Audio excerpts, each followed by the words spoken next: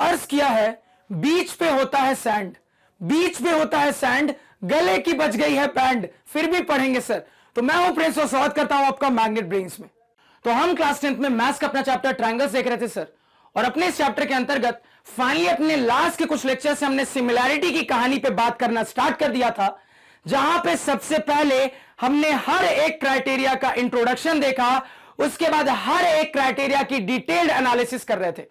तो हमने अपने प्रीवियस लेक्चर में ट्रिपल ए क्राइटेरिया को डिटेल में डिस्कस किया था। अब इस लेक्चर में हमारा detail discussion double A criteria पे होगा सर, एंगल क्राइटेरिया पे होगा। तो सबसे पहले यह समझ लेते हैं कि यह क्राइटेरिया कहता क्या है सर। तो यह क्राइटेरिया कहता है कि two angles of one triangle are respectively equal to two angles of another triangle, then the two triangles are similar. क्या मतलब हुआ सर इसका?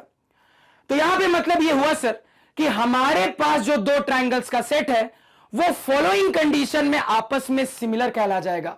क्या कंडीशन होनी चाहिए सर?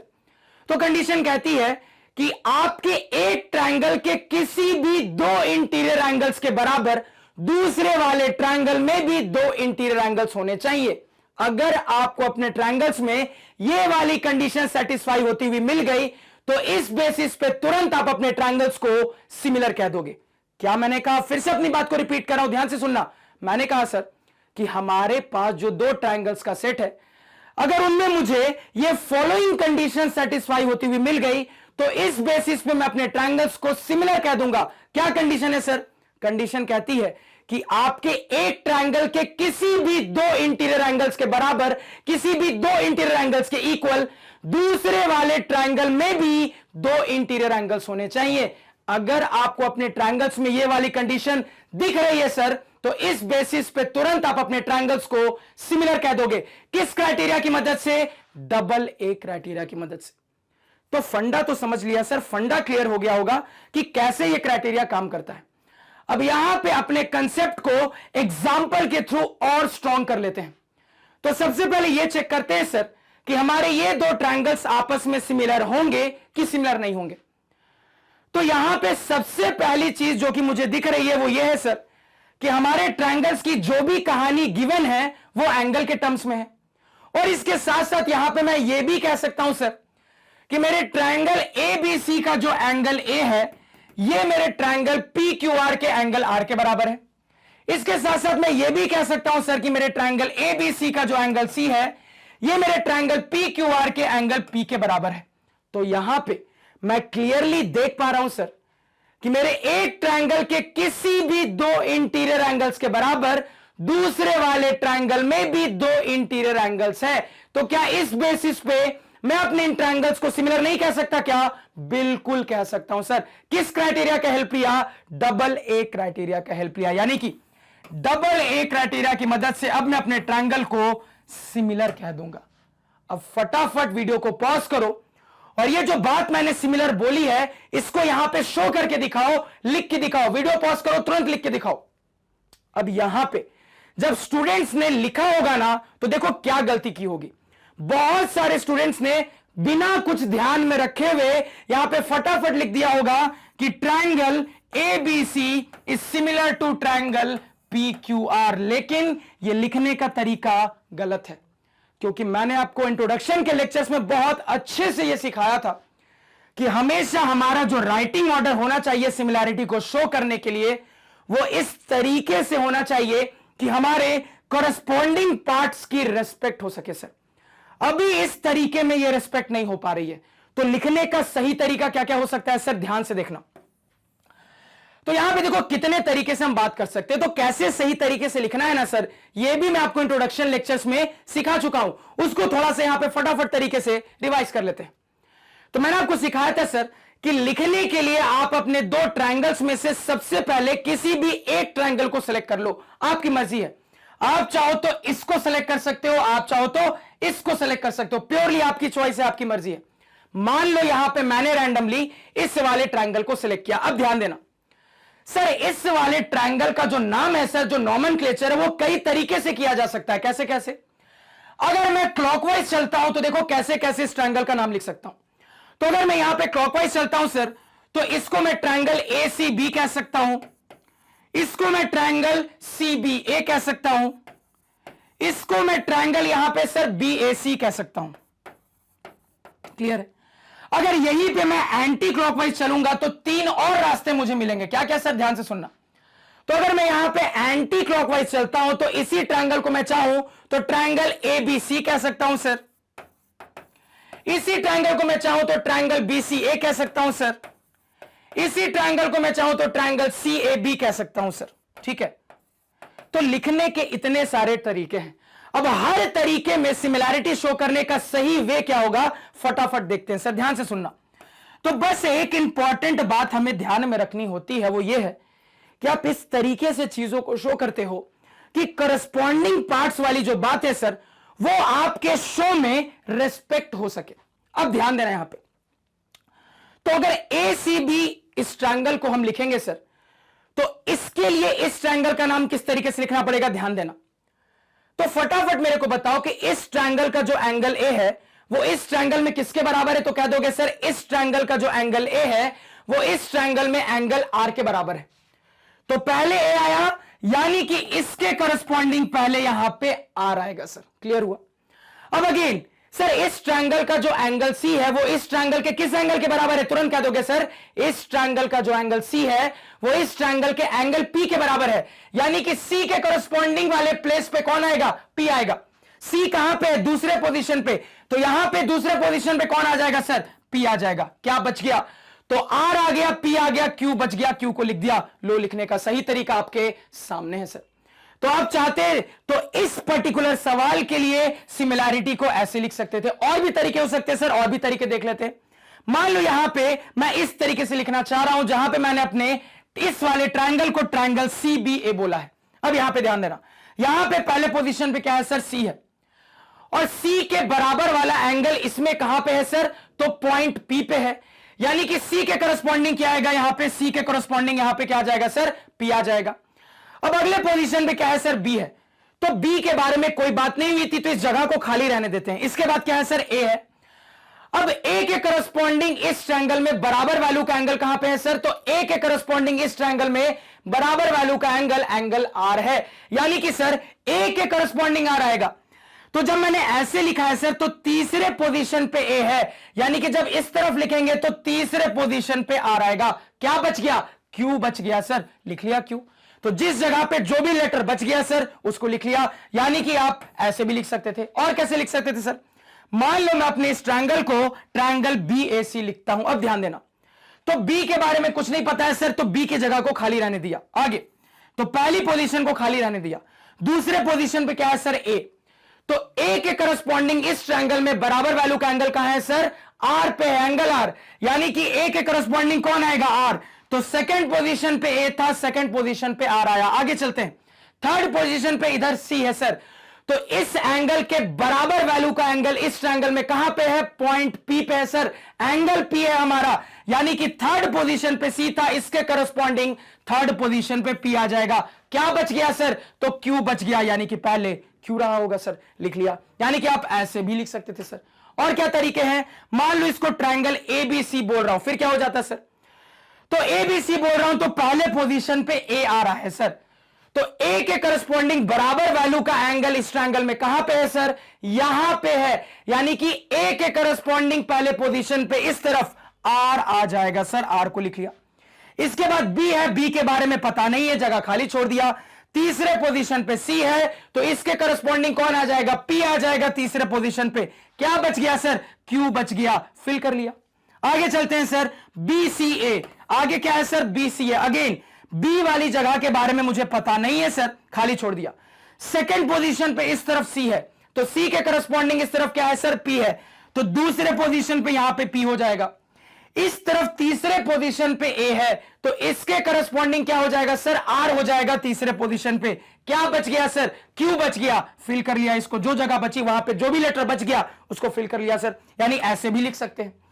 अगर आप CAB फॉर्म में लिख रहे हो फिर क्या लिखोगे सर? तो C पहले पोजीशन पे C, तो पहले पोजीशन पे C, तो इसके करस्पॉन्डिंग पहले पोजीशन पे कौन है?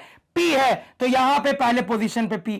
इसके बाद A, दूसरे पोजीशन पे A, इसके करस्पॉन्डिंग कौन है? इस तरफ R है, तो इस तरफ दूसरे पोजीशन पे R हो जाएगा। क्या बच गया? Q बच गया। लिख लिया सर। तो इतने सारे तरीके हैं यहां पे लिखने के। तो हमने जो लिखने का सही तरीका सीखा था सर, उस बेसिस पे आप चाहते तो ऐसे लिख सकते थे, ऐसे लिख सकते थे, ऐसे ऐसे ऐसे ऐसे, यानी कुल मिला के आपके पास 1 2 3 4 5 6 तरीके हैं।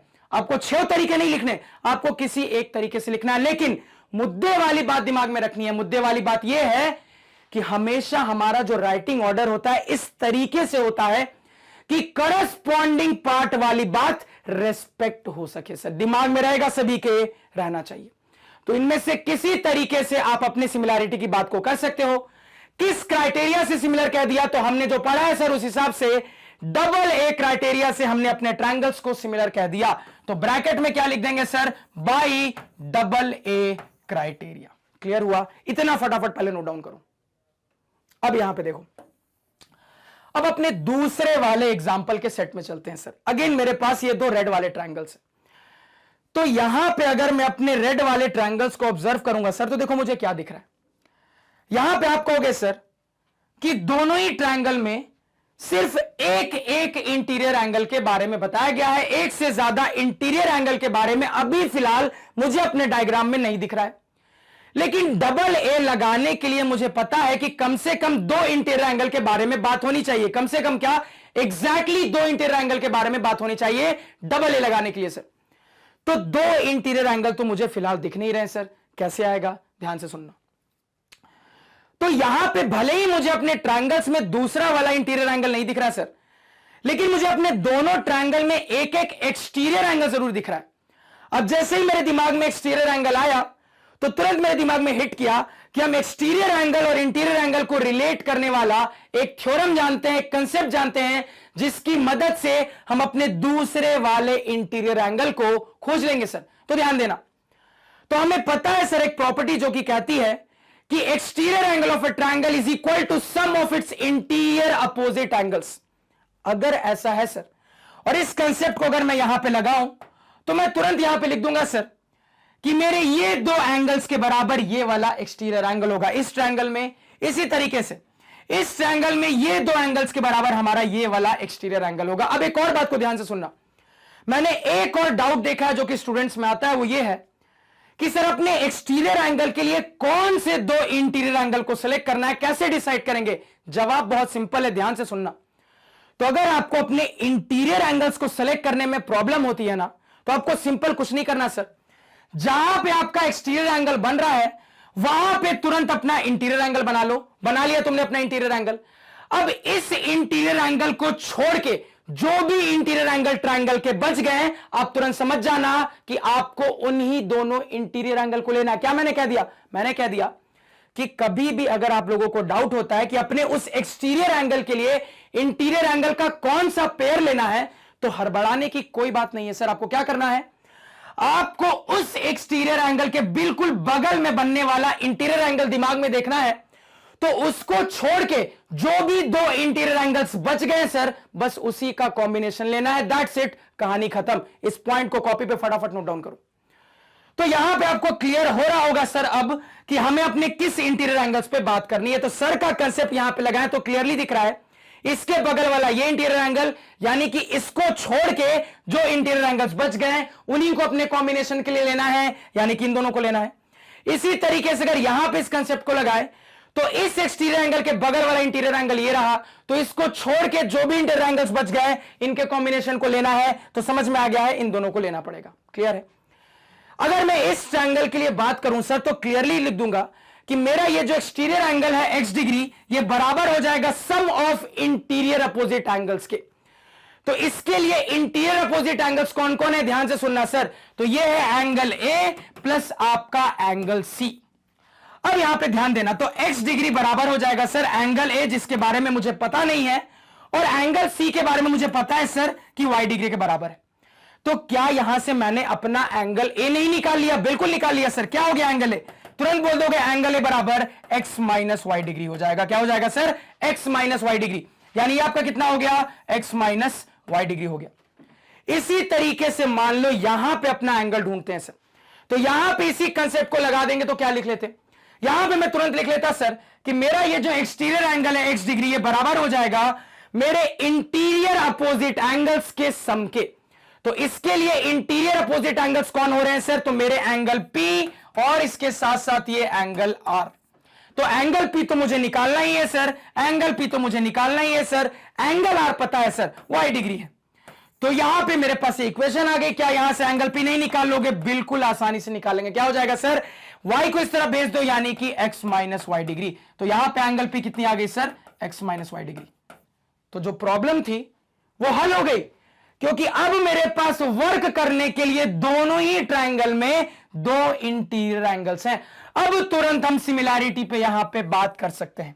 और क्लियरली यहां पे मुझे दिख रहा है सर कि मेरे इस वाले ट्रायंगल का जो एंगल ए है ये मेरे इस वाले ट्रायंगल के एंगल P के बराबर है, क्योंकि दोनों ही कितना है? x माइनस वाई डिग्री है। इसी तरीके से मुझे यहां पे यह भी दिख रहा है सर कि मेरे इस वाले ट्रायंगल का जो एंगल C है ये मेरे इस वाले ट्रायंगल के एंगल R के बराबर है सर। तो यहां पे क्लियरली देख पा रहा हूं कि मेरे एक ट्रायंगल के किसी भी दो इंटीरियर एंगल्स के बराबर दूसरे वाले ट्रायंगल में भी दो इंटीरियर एंगल्स है। तो क्या इस बेसिस में मैं अपने ट्रायंगल्स को सिमिलर नहीं कह सकता? बिल्कुल कह सकता हूं सर। तो हमारे ट्रायंगल्स यहां पे सिमिलर कहला जाएंगे बाय डबल ए क्राइटेरिया। अब अगेन लिखने वाले मुद्दे पे आते हैं सर। तो जो सिखाया है लिख लेते हैं। तो एक तरीके से मैं लिख के दिखा देता हूं, बचे हुए 5 तरीके से लिखना आपका होमवर्क रहेगा। किसी एक तरीके से मैं लिख देता हूं। मान लो यहां पे मैं इस तरीके से लिखता हूं कि मैं अपने इस ट्रायंगल को ट्रायंगल एबीसी कहता हूं। तो सिमिलर दिखाने के लिए क्या करना पड़ेगा सर? ध्यान देना। तो यहां पे फर्स्ट पोजीशन पे ए है, तो ए के करस्पॉन्डिंग इस तरफ क्या है? पी है, यानी यहां पे फर्स्ट पोजीशन पे पी हो जाएगा। सेकेंड पोजीशन पे बी है, बी के बारे में कुछ पता नहीं है, जगह खाली छोड़ दी। थर्ड पोजीशन पे सी है सर, थर्ड पोजीशन पे सी है, तो सी के करस्पॉन्डिंग इस तरफ क्या है सर? तो सी के करस्पॉन्डिंग इस तरफ आर है, यानी कि यहां पे थर्ड पोजीशन पे आर हो जाएगा। जो बच गया फिल कर लो। क्या बच गया? क्यू फिल कर लिया सर। तो ये मेरे लिखने का एक सही तरीका। बचे हुए 5 सही तरीके लिखना आपका होमवर्क नोट डाउन करो। तो हमने यहां पे अब कह सकते हैं सर कि डबल ए क्राइटेरिया से मेरे ये दोनों ट्रायंगल्स आपस में सिमिलर प्रूव होते हैं। आप यहां पे चाहते तो एक और अप्रोच से आगे बढ़ सकते थे। कैसे? ध्यान से सुनना। तो यहां पे हमें दिख रहा था सर कि सिर्फ एक ही इंटीरियर एंगल के बारे में बात हो रही थी, लेकिन कम से कम मुझे दो तो चाहिए ही चाहिए सर। तो देखो मैं क्या करता, यहां पे अगर मैं सिंपल अपना ये कंसेप्ट भी लगा लू ना कि स्ट्रेट लाइन पे जो टोटल एंगल बनता है वो 180 डिग्री होता है, उस अप्रोच से भी आगे बढ़ सकते थे। कैसे? तो यहां पे क्लियरली मुझे एक स्ट्रेट लाइन बनती हुई दिख रही है सर, यानी कि ये पूरा जो एंगल होगा 180 डिग्री। तो ध्यान देना, कुछ ऐसी सिचुएशन है जहां पे ये x डिग्री मुझे दिया है, मैं इस एंगल को फाइंड आउट कर सकता हूं। क्यों सर? क्योंकि मुझे पता है कि ये पूरा एंगल 180 डिग्री के बराबर होगा। तो अगर ये पूरा एंगल 180 डिग्री के बराबर होगा, जिसमें से ये एंगल x डिग्री है, तो ये बचा हुआ एंगल कितना हो गया? 180 माइनस x हो गया सर। तो ये एंगल छोटू कितना आ गया? 180 माइनस x डिग्री। इसी तरीके से यही काम यहां पे आप करते सर, तो यहां पे भी कितना हो जाता? 180 माइनस x डिग्री। तो अगेन इस तरीके से भी मुझे दिख रहा है कि मेरे दोनों ट्रायंगल्स में मुझे क्लियरली ऑब्जर्व हो रहा है सर कि एक ट्रायंगल के किसी भी दो इंटीरियर एंगल्स के बराबर दूसरे वाले ट्रायंगल में भी इक्वल वैल्यू के दो इंटीरियर एंगल्स हैं। तो मैं इस बेसिस पे तुरंत कह दूंगा कि मेरे ये दोनों ट्रायंगल्स डबल ए क्राइटेरिया की मदद से आपस में सिमिलर होंगे सर। लिखने का तरीका तो ऑलरेडी हमने देख लिया है, तो यहां पे आप ऐसे भी सोच सकते। तो कहानी सभी को समझ में आई होगी, क्लियर भी हुई होगी कि अप्लाई कैसे करना है। अब इसके प्रूफ पे कैसे सोचना है उस पे बात करेंगे, ध्यान से सुनना सर। अब अपने डबल ए क्राइटेरिया के प्रूफ पे बात कर लेते हैं सर। तो फिर से जितना कहूंगा बिल्कुल ध्यान से सुनना। तो इसे प्रूफ करने के लिए हमें उतनी मेहनत करने की कोई जरूरत नहीं है सर, जितनी मेहनत हमने ट्रिपल ए क्राइटेरिया को प्रूफ करने के लिए की थी। इसे हम बड़ी आसानी से प्रूफ कर सकते हैं। कैसे सर? समझने की कोशिश करते हैं। तो अपने प्रूफ को स्टार्ट करने के लिए सबसे पहले बिल्कुल रैंडम तरीके से आप दो ट्रायंगल्स के एक सेट को कंसीडर कर लोगे, आप दो ट्रायंगल्स के एक सेट को ड्रॉ कर लोगे।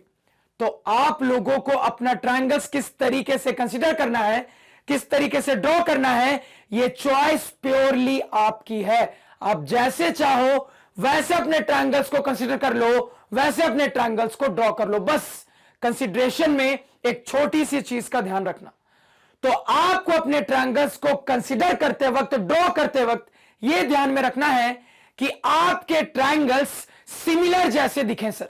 इतना दिमाग में गया? तो इस कंडीशन को ध्यान में रखते हुए हमने अपने दो ट्रायंगल्स के एक सेट को ड्रॉ कर लिया। अब बारी आती है सर ट्रायंगल्स के नामकरण की। तो अगेन चॉइस आपकी है कि आप अपने ट्रायंगल्स का क्या नामकरण रखना चाहते हो। मुझे इस ट्रायंगल का नाम एबीसी पसंद आया, इस ट्रायंगल का नाम पीक्यूआर पसंद आया, मैंने ये रख लिया। आपको कुछ और पसंद है, आप वो रख लो, कोई दिक्कत नहीं है सर। तो अपने क्राइटेरिया के प्रूफ के अंतर्गत हमने अपने डायग्राम का पार्ट तो कंप्लीट कर लिया। अब आगे की बात ध्यान से सुनना। तो आपको कुल मिला के यहां पे करना क्या है सर? तो आपको डबल ए क्राइटेरिया को प्रूफ करना है। इसका क्या मतलब हुआ कि डबल ए क्राइटेरिया को प्रूफ करना है? इसका मतलब यह हुआ सर कि अगर आपको यह बता दिया जाए, अगर आपको यह गिवन हो सर कि एक ट्रायंगल के किन्हीं दो इंटीरियर एंगल्स के बराबर दूसरे ट्रायंगल के दो इंटीरियर एंगल्स हैं, तो इस कंडीशन के बेसिस पे आप यह साबित करके दिखाओ, आप ये प्रूफ करके दिखाओ कि आपके ट्रायंगल्स आपस में सिमिलर होंगे। क्या मैंने कहा? तो मैंने आपसे सवाल पूछा कि आपको यहां पे डबल ए क्राइटेरिया को प्रूफ करना है, डबल ए क्राइटेरिया को साबित करके दिखाना है। इसका मतलब क्या हुआ सर?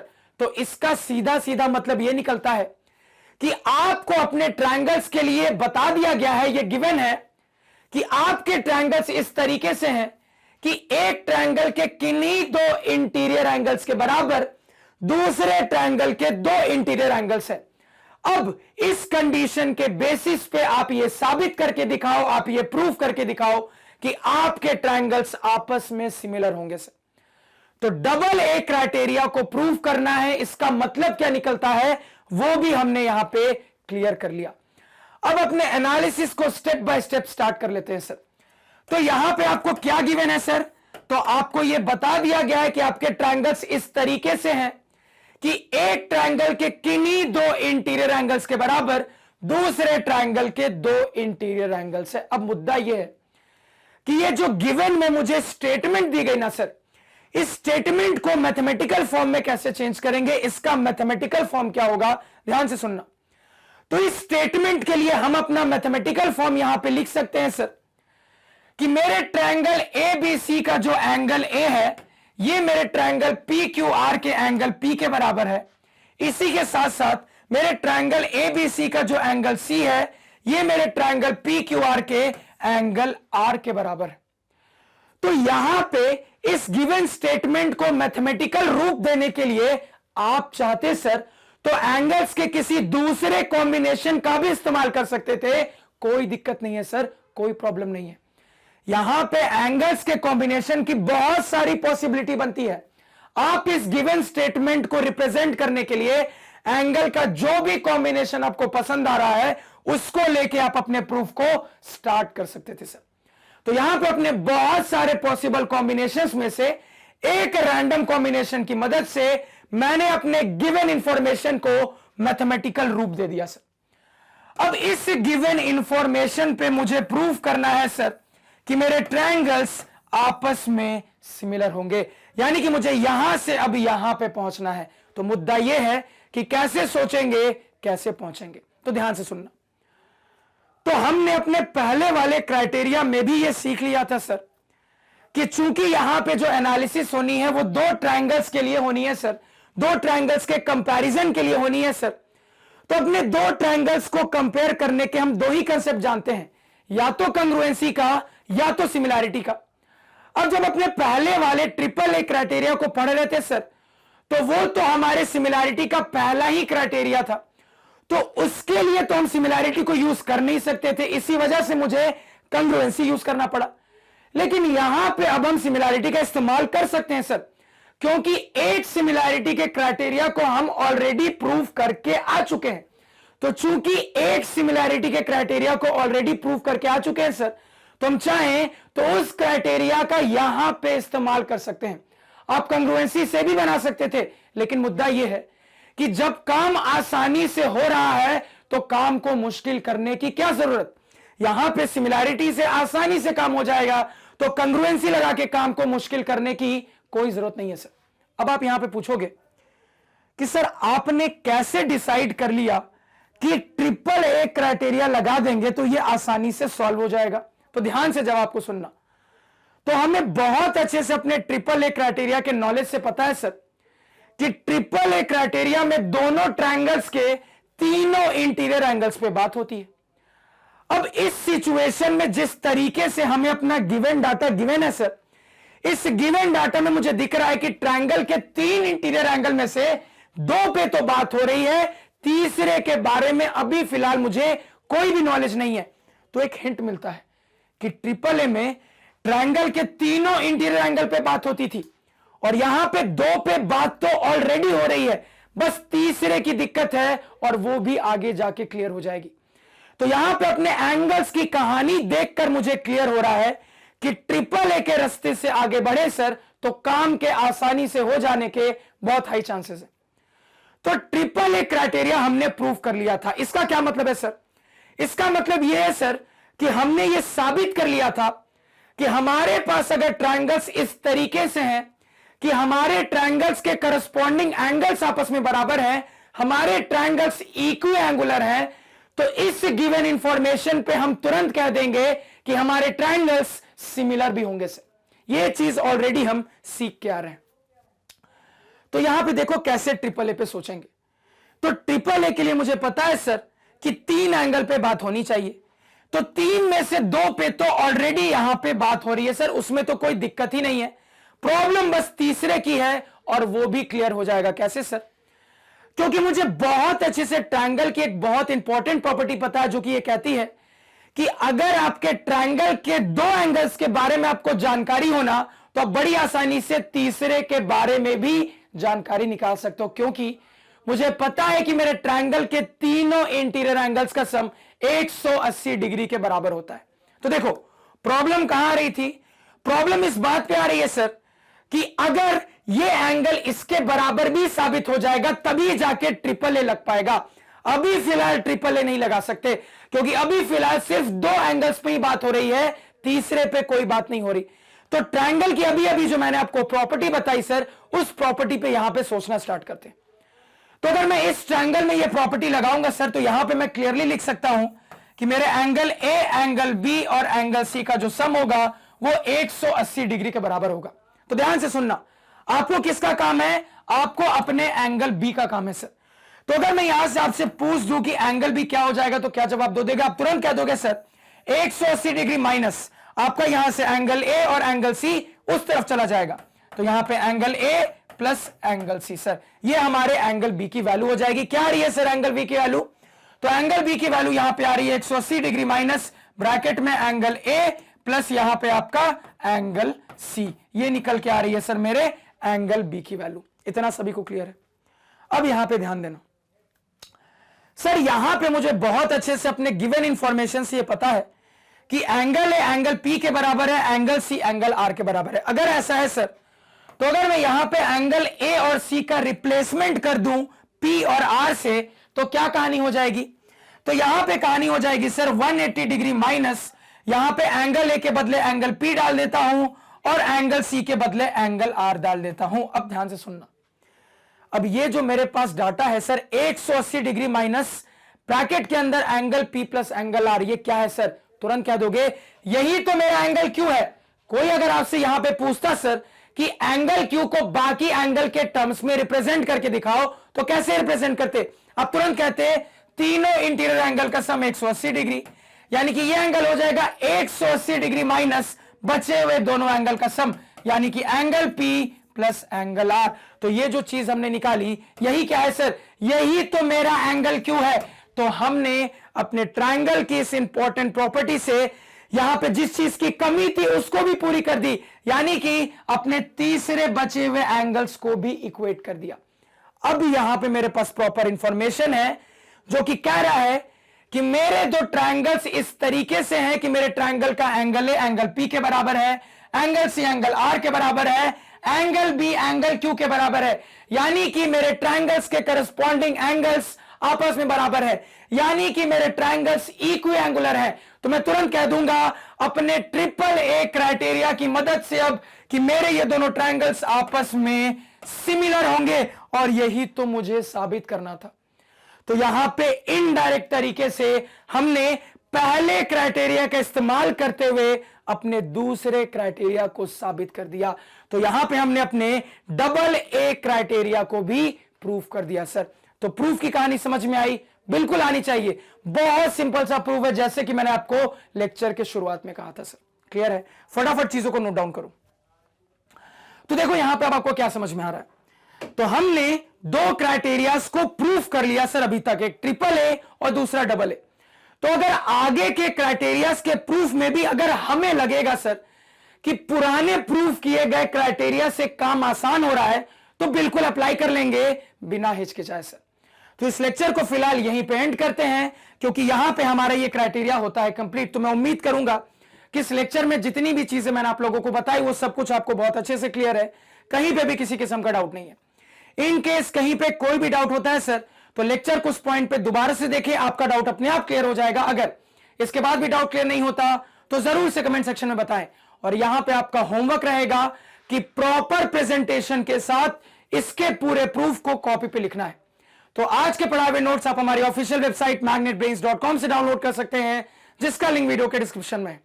magnetbrains.com पे आपको क्लास 4 से लेकर 12 तक सारे सब्जेक्ट और कोर्सेज मिल जाते हैं, वो भी सिस्टमैटिक ऑर्डर में अरेंज्ड। Thank you.